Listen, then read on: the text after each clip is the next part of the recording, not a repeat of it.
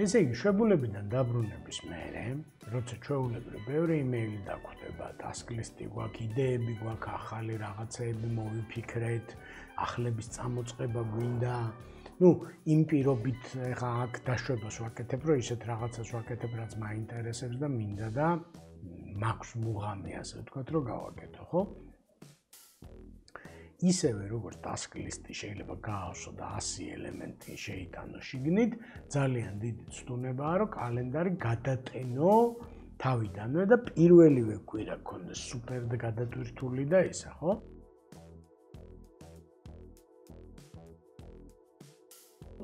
და მახსენდება ეს ისტორია, ძალიან მომწონს ეს ისტორია, მოკლედ რომ ნილს ბორი იყო დიდი ფიზიკოსი, ძალიან ცნობილი და ნილს ბორს ჰქონდა ძალიან დიდი ლაბორატორია, სადაც ხალხი მუშაობდა, ჩათვალე თავის კომპანია,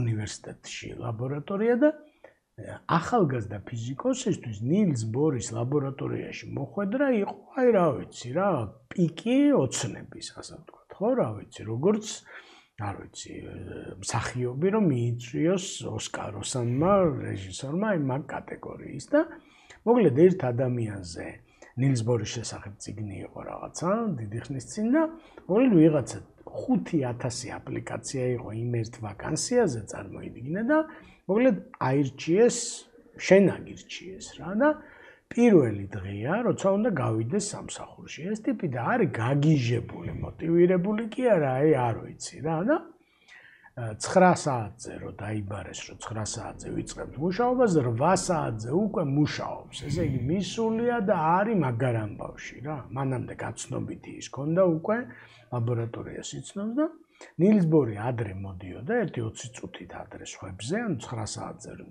ის მოდიოდა 9:20 აკვდა და შემოვიდა ეს ნილს ბორი, ეს უშველებელი ტერიტორიაა ცარიელი, ეს ერთი კაცი მუშაობს რა და მოვიდა ეს ნილს ბორი პირველი დილას, პირველი სამუშაო დღის და გამარჯობა, გაგიმარჯოს და რას აკეთებო და ამან თქო მუშაობო რა, ხალათი აცვია და ესა და ვაუ, ოჩო შეაქო თვით ნილს ბორმა და ამაზე სულ გადაირია ეს ტიპი, რომ აი რა მაგარია, რომ ნილს ბორმა პირველივე დღეს შეამჩნია და საღამოს დამთავრდა 6 საათზე მუშაობა და ყველა რო წავიდა, ეს ტიპი დარჩა, 1-20 წუთის მერე ისევ ნილს ბორი გამოდის, ისევ არავინ არ არის და ისევ ეს ტიპია რა და კიდე მოვიდა მეორედ უკვე ერთ დღეში. რას აკეთებოდა? მუშაობო. ოჩახო და წავიდა. ეს სულ გადაირია, რომ ერთ დღეში ორჯერ, ესე იგი ამ დიდმა მისმა კუმირმა შეაქო და მეორე დილას რა თქმა უნდა 8 საათზე მოვიდა, ნილს ბორი რომ მოვიდა 9:20 აკვირა, რას აკეთებ მუშაობო და კი მარაო, როდის ფიქრობო? იმან უთხრა რა და წავიდა თავის გზაზე და მოკლედ ამ ტიპმა თქვა, რომ მოკლედ მივხვდიო რა, რომ ეს არ არის ის საქმე, სადაც მუშაობა მარტო რაღაცას აკეთებს რა და ჩვენ ხანდახან გვემართება ეგ ამბავი სამსახურში, რომ უბრალოდ ფიქრის საშუალებას არ ვაძლევთ, ეს ორკახოლიკური და სკოლიდან გავნა. ეხლა სკოლაში რო გეთქვა, წარმოიდგინე, რომ ვერ გამოვალ დავალების მოსაყოლად, იმიტომ რომ ვფიქრობ. ესე იგი ვერ გამოსწრებდი იქიდან, ესე იგი ჯერ ბავშვების ისინი იქნებოდა საღადაო და ისა, ხო? არ არის ეს ვფიქრობ, თითქოს არ არის. მაგრამ როდის ვფიქრობ ეხლა? სახში თუ ბავშვს სული, ღამე თუ გძინავს, ვარჯიშის დროს ვარჯიშობ და სამსახურში არ ფიქრობ, ესე იგი არასდროს არ ფიქრობ რა, ხო? ამიტომ კალენდრის გადატენვის ცდუნება ფაქტიურად უდრის, რომ შენ ამბობ, რომ აღარ ვიფიქრებ. მე ახლა სულ ვიმუშავებ რა და გადავსებული კალენდარი კარგის ნიშანი არ არის და შენ თავს უნდა მისცე საშუალება, ეგ არის ისეთივე მუშაობა, როგორც ნებისმიერი სხვა მუშაობა რა, ხო? ამიტომ ძალიან მნიშვნელოვანია, რომ კალენდარს რო გავივლი, დაუშვე ჩვენ რო გამიზიარო შენი სექტემბრის კალენდარი, ერთ-ერთი შეკითხვას მე დაგისვამ, რომ აძლევ შენ თავს საშუალებას, რომ ამოისუნთქო, დაფიქრდე ხალხს, დაელაპარაკო, რაღაცა მიიხედო, მოიხედო და რაღაცა. და ხშირად ეს ვალის შეგრძნება, რომ ვაიმე რამდენი საქმე მაქვს, ანა ეს სუპერ მაღალი მოტივაცია, რომ ნილს ბორმა იმაში მიმიღო და დიდმა დამკვეთმა ამირჩია და ისა მოკლედ შეიძლება გაგაგიჟოს და all work ში გადაგიყვანოს და ერთი არის რომ ფან დაგავიწყდება ასე ვთქვათ გართობა დასვენება რაღაცა და სულ თქვა და მეორე არის რომ ფიქრი დაგავიწყდება და რაში გიხდიან ფულს ეგეთი ვიდეო გვაქვს ჩვენ მე მგონი YouTube-ზე რომ შენ თუ გიხდიან ფულს ფიქრში და თუ არ ფიქრობ ესე იგი შენ სამსახურს არ ასრულებ ხო და რამდენი კამერაც გინდა ააწყვე და ვიდეოები ჩაწერე და გადაწერე და გადმოწერე როდის ფიქრობ და შვებულების მერე პერიოდი ბუნებრივად კაი საფიქრალი დროა, იმიტომ რომ ტვინი ცოტა გახსნილია, რაღაცა გაქვს წაკითხული, რაღაცა გაქვს ნანახი, ხო? პატარა შვებულებაც რო იყოს, რო თქო 5 დღე სადღაც იმოგზაურე, მაინც სხვანაირი პერსპექტივა გაქვს, ხო?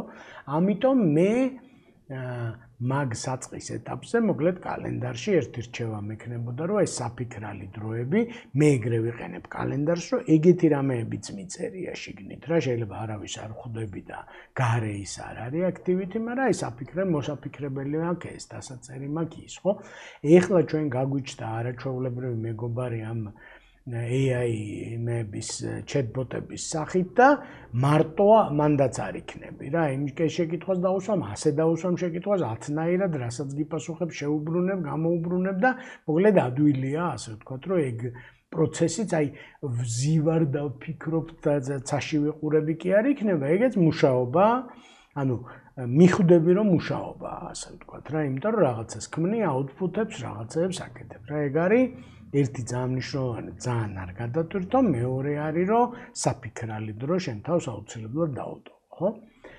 მესამე და მნიშვნელოვანი არის რომ შეხვედრები მოკლედ ერთ-ერთი კვლევა რომელსაც ჩვენ ტრეინინგებში ვიყენებთ და დღესაც მქონდა მაგაზე საუბარი ერთ-ერთ ჯგუფთან არის რომ სტარები, საუკეთესო თანამშრომლები შეკითხვაზე რომ რა გიშლით ხელს, შენ რა გიშლის ხელს უკეთესად მუშაობაში, კიდევ უფრო მაგარი რომ გახდე და კიდევ უკეთი მუშაო, ამბობენ რომ მიშლის M&M, როგორც შოკოლადი M&M's, ხო არის?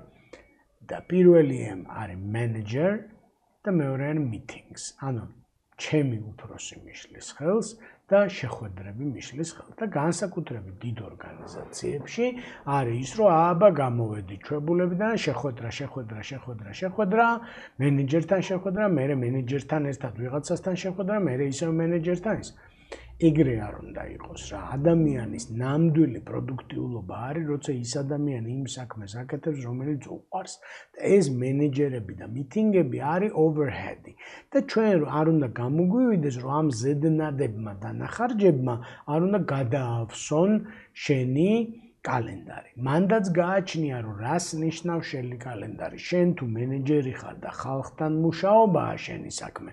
რა თქმა უნდა, ეგ საქმეში ჩაგეთვლება, მაგრამ აქ ვლაპარაკობ მე რომ თუ არა ხარ მენეჯერი და შენი საქმე თუ არის რაღაც კონკრეტული საქმის შენი ხელით სოფტით იმით ამით კეთება, ძალიან არ გადავარდე შეხვედრები და ისინი გადაანაწილე. ეხლა რატომ მივაყრით ხოლმე? იმიტომ რომ ცარიელია კალენდარი. მთელი დანარჩენი წელი კალენდარი ცარიელი არ არის. გეჩვენება რომ სექტემბერში გწალია და ვინც გეტყვის რომ მოდი შევხვდეთ, ეუბნები რომ კი ბატონო მცალია და შევხვდეთ და ცალია რას ნიშნავს?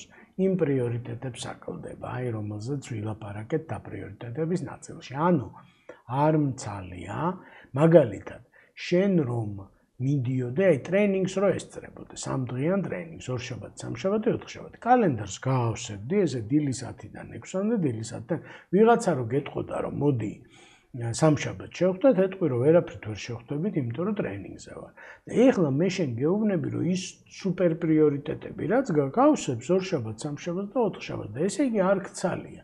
და მაშინ მე რო გეტყვი, რომ მოდი რაღაც სხვა საკითხზე შევხვდეთ, შენ უნდა მითხრა, რომ სამწუხაროდ არ გცალია, ხო? ამიტომ აი ეს შეხვედრებით და რაღაცა მეორე ხარისხოვანი რაღაცაებით გავსება კალენდრის, მოკლედ სექტემბერში ძალიან ხშირია. ახლა სექტემბერს ვამბობთ რახან შვებულებების იმას და შვებულების მერე გეჩვენება რომ დრო გაქვს, ის ვალი მაჯლაჯუნა გეუბნება რომ შენ ახლა დასვენებული ხარ და აბა შენიცი, რაც შეიძლება ბევრი იმუშავე და შეიძლება განურჩევლად ყველაფერს დათანხმდე, ხო? იგივე ეხება იმეილებს სხვათა შორის, რომ იმეილებსაც დაპრიორიტეტება უნდა გადარჩევა და ზოგ შეიძლება საერთოდ არ უნდა უპასუხო. Google-ში არის ესეთი სტანდარტი, რომ ის იმეილი, რომელშიც CC-ში ხარ, ხო?